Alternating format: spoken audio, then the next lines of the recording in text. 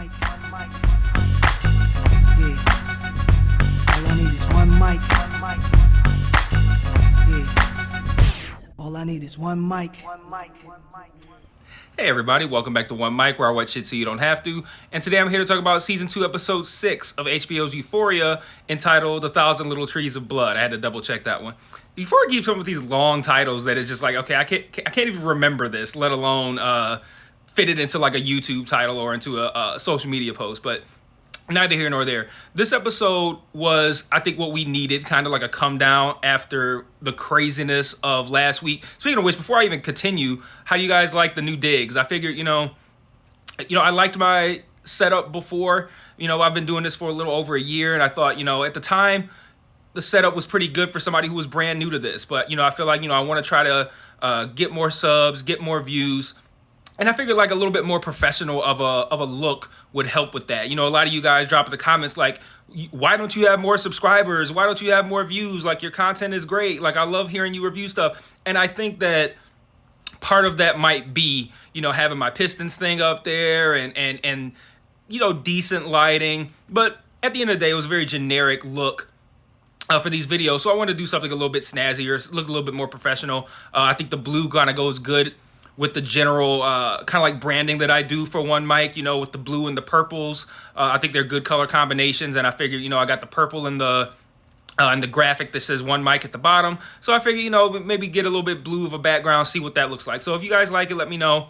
If you think it's ugly as shit, you let me know that too. I like it, so I don't know if you think it's ugly. I don't know if I'm gonna change it or not. But if you guys are kind of like, yo, this shit is way hard on the eyes, maybe I'll change it. But we'll see. Anyway. Like I said, this episode was the come down that we kind of needed after last week's wild ride. It's been over a week, and I still think about how great that episode was. But this one was a little different in that we don't just spend our time with, everybody this week again, like we did 2 weeks ago. But I've been saying, like, throughout the season that I haven't had too much interest in anything involving Nate, Maddie, and Cassie. And I think this episode changed that a little bit, because it did some interesting things with all three of those characters, but mainly Nate. So that's where I'm going to kind of spend most of this time starting up, is on the things that they did with Nate that I found interesting. So the first thing is the gun scene with Maddie. I thought that was an incredibly intense scene. At first with her coming in and not noticing him, and him kind of just sitting back there creepily, it was already kind of like, okay, well, this is going to be really weird when she notices that he's there. And then when they do the kind of like Russian roulette thing, again, I thought that it was going to be, Nate holding a gun to her head, doing Russian roulette to try to find out where the disc was.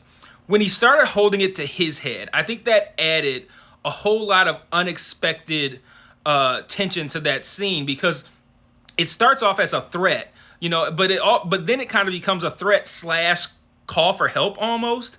And I think that, the idea of, if you're Maddie and you're laying on your back and you've got Nate on top of you, essentially potentially seconds away from blowing his brains out all over you, that's gonna, I think, scare you in an even different way than if he was putting it to her head. And shit, it worked. She gave up the disc, but I think that scene, especially when you look at it through the lens of the conversation he had with his mother in the episode as well, I think it makes Nate, I'm not going to say interesting, because y'all know that's my word. I'm not going to say interesting, but less uninteresting. Nate's still an obnoxious kind of like cliche kind of character to me, but they're giving him a little bit more depth, and they're waiting too late in the season to do it, but they're giving him a little bit more that I can find interesting. So, he has this conversation with his mother where there's a couple of telling things. Like, there's the moment where he still denies ever having choked Maddie because he was cleared of charges, as if that changes what actually happened. But that just gives you kind of some insight into how this guy thinks, right? And then there's an interesting portion where his mother's like, you were such a sweet kid up until you were like 8 or 9, and then something must have happened, and then you just became like the piece of shit you are today. And he says something like, I feel like you're trying to say something without saying it. And then she blows it off. And I'm not going to sit here and try to presume what may or may not have happened to Nate at age 8 or 9 that would make him into the person he is today. But I like the idea of playing around with that and what that might what that might be and how it could impact some of his actions in the episode, especially because we've seen Nate do all kinds of really shitty things, but like the situation with Cassie is a little bit different. And when we see him later in the episode, he goes to meet up with Jules, and Jules, as any of us probably would have done if we knew Nate, grabs a weapon because it's like, hey, I need this shit. And he ends up giving her the tape. And I thought that was an interesting move for him because, especially, again, when you look at it through the lens of what happened earlier, the whole gun scene and the scene with his mom talking about something that might have happened to him earlier. And it makes me wonder if this is Nate kind of going through the same things that his father went through, but taking a different approach. And what I mean by that is, Cal clearly wanted to be with his friend Derek. He got Nate's mother pregnant, and we saw him crying essentially over having been forced to live a life that doesn't really suit him. He can't be himself and who he is. I think Nate's going through that same thing, but is now choosing a different path. And I think he's conflicted because he still got, he told Cassie he couldn't be with her. He starts trying to rekindle things with Maddie. Then in this episode, at the end, we see him essentially take in Cassie, which is a different kind of like, okay, what's happening here? But then also we see him do something nice for Jules. And he says in that moment, like, I meant everything I said before I meant it, or something like that, which I'm assuming is meant to allude to the text and stuff that they were exchanging before. I think Nate knew he was talking to Jules, but Jules didn't know she was talking to Nate. I don't know, I'm a little sketchy on that. I don't really remember it too clearly, but those messages that they exchanged with one another, he says he meant it all. And I think that when you look at that combined with him giving her the disc, because that's a huge chess piece that he gave away. Like, that's a big bargaining chip that he gave away to somebody to give them peace of mind. And for him to do something that nice for Jules, I don't think this is like like trickery on his part or something like that. I think he really is trying to, explore that aspect of him that he might have been repressing. Like maybe he has, really true feelings for Jules, but he can't. He, just like his father, knew that he couldn't express that. He couldn't live that life. So he took the life with the popular girls, like with Maddie and with Cassie. And I think, when compared to his father and looking back on whatever might have happened to him at 8 or 9, maybe he's now looking like, I'm not going to take my father's route. I'm going to go the route of being who I am, which is the point of his father's entire rant at the end of 2 episodes ago, episode 4. So I think that like these added aspects of Nate's history combined with how he's moving now that the situation with Cassie has come to light, now that he has the tape, he has an opportunity to do something for Jules. Like these decisions he's making, I think are meant to differentiate him from Cal and the path that Cal chose to take and where he ended up, which we saw at the end of episode 4. And Nate may be looking at that and going, I don't want to end up in that place, especially considering how much his father shit on him in that whole rant as well. So this episode found a way to get me interested in Nate. So I appreciate that. Maddie, I wouldn't say interested in Maddie yet. I would say they made her, again, like I said about Nate, less uninteresting, but not as much as Nate. There's a moment where she's on the phone with Kat, openly discussing killing Cassie, which was kind of weird, but they've sold me on the idea that Maddie might actually do that. Whereas like before, to me, it always sounded like shit talking, like when Nate said it, like, oh, she'll actually kill you. And then the whole thing about when the information came out, the way Maddie reacted, I'm still kind of like, yeah, but come on. Now I'm kind of sitting here like, maybe she is going to actually try to kill this girl. I don't know. But what I found the most interesting, which was something that I mentioned, I think it might have been after episode 1, whichever episode it was, we found out that Maddie kind of house sits for this rich couple with Minka Kelly as the wife. And I was saying, like, you don't bring on Minka Kelly just to have her play like some random house owner. And they had the scene where Maddie helped her unzip her dress, which felt a little like something was going on there. And then now they share their experiences over wine in this pool, and they see some similarities in each other. And I just feel like this is going to a place that I don't necessarily know where, but I feel like it's something that's not going to work out well for Maddie. But with only 2 episodes left, and we haven't seen Minka Kelly much in the season, it does make me wonder if we're even going to explore whatever's going on between them this season. Like, that could be a next season thing for all we know. But I'm interested in that to see where it goes. So like I said, you don't just bring on Minka Kelly just to be a talking head. Like, she has to play some sort of important role. So I guess we'll see where that goes. Cassie, complete fucking disaster, this girl. We had that scene a couple weeks ago where she's essentially bragging about being crazier than Maddie. And then we see her this week with that corkscrew kind of half-ass suicide attempt, screaming her justification for fucking Nate about them technically not being together. We had the mom, I forget the mom's name, having Lexi put all those knives in the backyard. Like, what a disaster Cassie is. And I still don't particularly find her interesting either, but I find her interesting in so much as, like, she could be a piece that could have a substantial impact on Nate and Maddie, or Maddie.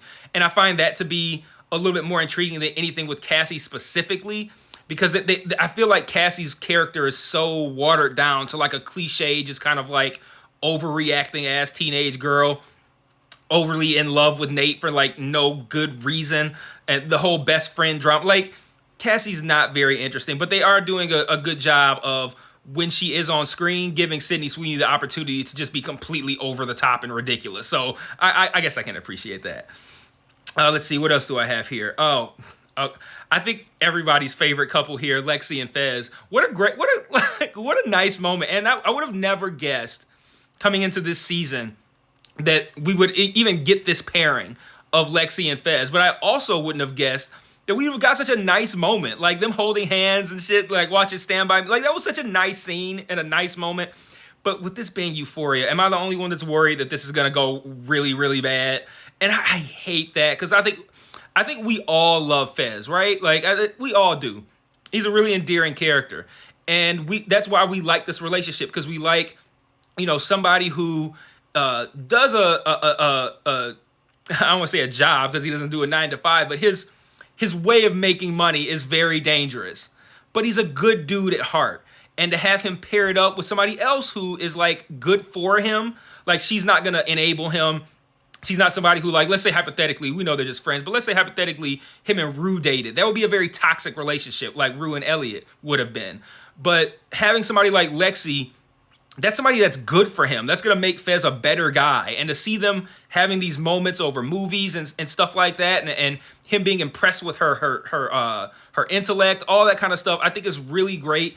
But I'm just nervous that the whole goal here is to build this up for us, just to, like, devastate us when something happens or something goes wrong. And I'm not ready for that. But man, I think we're all in agreement that Lexi and Fez is just, love it. Let's see, what else do I have here? Cat. How they have managed to make Cat worse week to week is astounding. And, a couple of you guys have said in the comments over the course of this season about how apparently the actress who plays Cat and the actor who plays McKay got into some issues with, I don't know, the producers, the directors, or whatever, and they had their part scaled down. And that's, I don't want to say well and fine, because I feel like if you're scaling them down to this degree, you could have just removed them all together.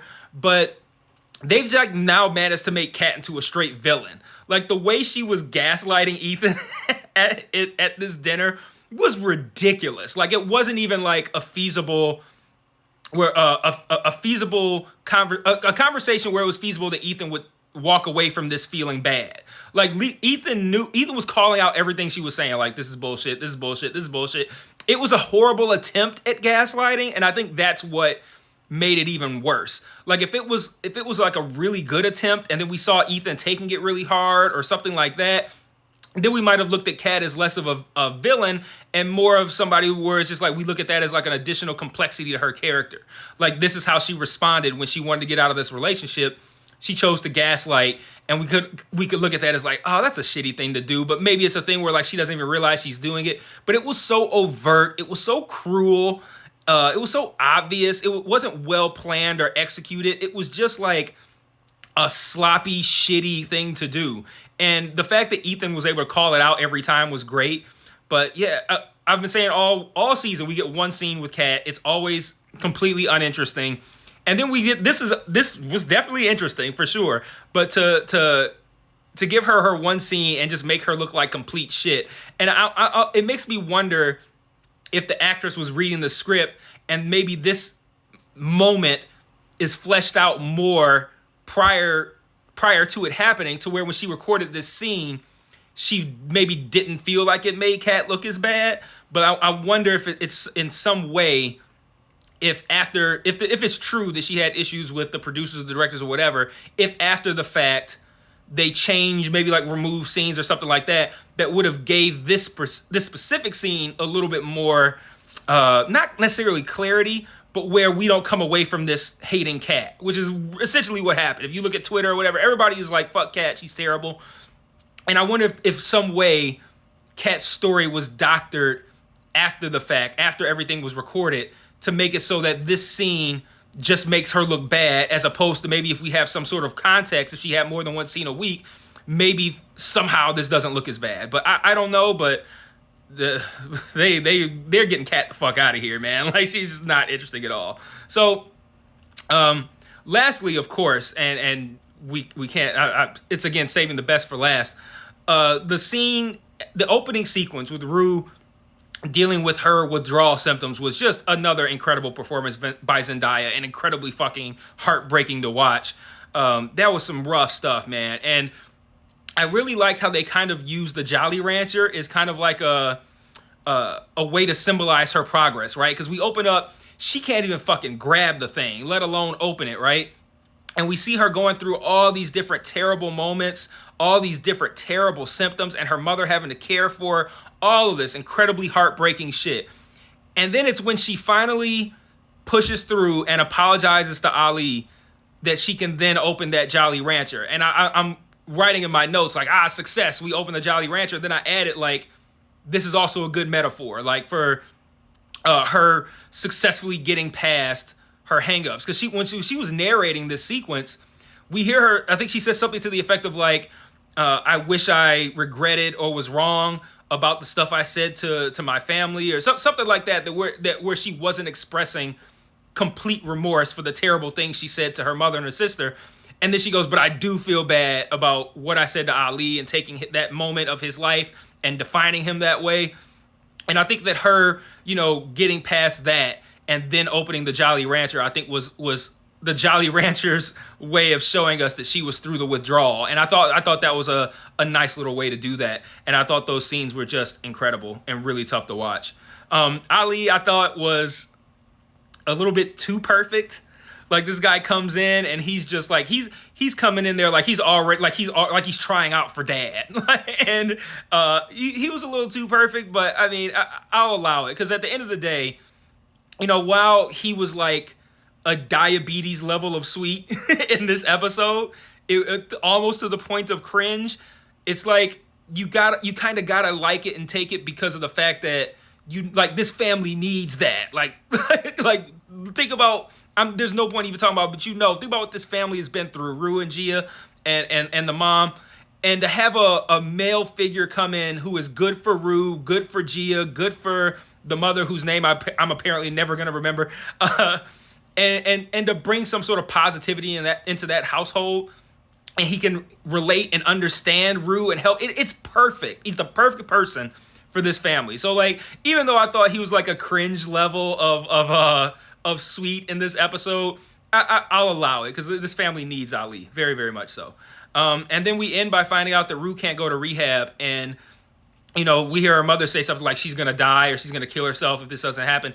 And that just made me feel much worse for her mother, because when we're seeing her be strong and help Rue out and just go through the things that as a parent you just have to do for your kid no matter what they're dealing with, because that's your kid and you're their parent, you have to do these things, and doing it with like a strong face, but then having to cry in secret. For her to get to that point where it's like, oh, now we can't even give her the rehab, and for her to finally kind of just like break down and verbalize what she's really contending with on the inside. I thought that was a really heartbreaking scene. So, but shout out to again, everybody in that family is doing an incredible job on the acting side of things. The actress who plays Gia, the actress who plays the mother, all doing great work. So a couple of thoughts to close out. Is Cal like gone? Because like I didn't take the end of that episode, whichever one he did his rant in, and him leaving is like we're never gonna see Cal again, and now Nate's the man of the house. But that was very much the tone of this episode, and that took me a while to kind of wrap my head around. So I'm like, I didn't expect this. I figured like he had a bender, he's probably gonna take off, and he's gonna come back in a couple of days or whatever. But like this was built like we're never gonna see Cal again, which was surprising to me anyway. I don't know if you guys found it surprising, but I did. And then, what about all these other characters? Like, okay, McKay, we still have not seen since episode 1, which, again, if you guys are right, we have an explanation for that, but at least they've kept giving Kat a scene every episode. What was the point of even having McKay in the first episode and then taking him out altogether? And then, also, what about Elliot? Are we done with him? He didn't appear at all in this episode. And I like Elliot as a character, and I like Elliot as a plot device to move and position Rue and Jules. I can't believe I just called her Jew. I like Elliot for that. So I'm hoping that we get Elliot back in these final 2 episodes, but like this episode acted as if Elliot never existed. So like I'm curious about that. Next thought, did Maddie make copies of that tape? Do you think she's smart enough to have done that? I feel like she probably is. I don't know. We'll see. And I also feel like Nate is smart enough to consider that. Like, okay, is this the only copy? Do you have any more that I need to fake shoot myself over? Like, I feel like she's smart enough to have done it, and he's smart enough to think about it. Even though they're both like shitty people, I think they're both smart enough for at least that little bit of like thinking as a villain would think. That I think that's the best way of putting it. I believe that each of them as a villain would think like a villain and would think about making copies or asking about copies. But we'll see. Were we to assume Samantha, who again played by Minka Kelly, the mother, there was like a conspicuous kind of shot, and I was pretty wasted by this point. We had the Super Bowl going on. I was high. I was drinking. By this point of the episode, I was kind of like relying on my notes pretty heavily to help feed this video. But were we to deduce that Samantha might have a camera in her clock that's on her nightstand? I feel like we were, and that makes me curious about where that's going to go as well. And then of note is that Ashtray narrowly missed finding out that Fez, was that her boyfriend, that one guy? I don't know. I think it was. Or at least somebody, her friend or whoever it was. Fez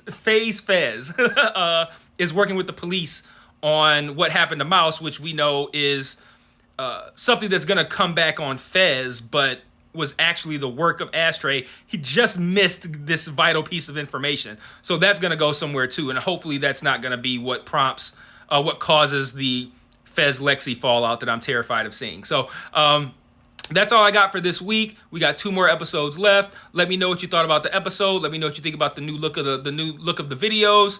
And I'll see you guys next week for the penultimate episode, episode 7. Peace.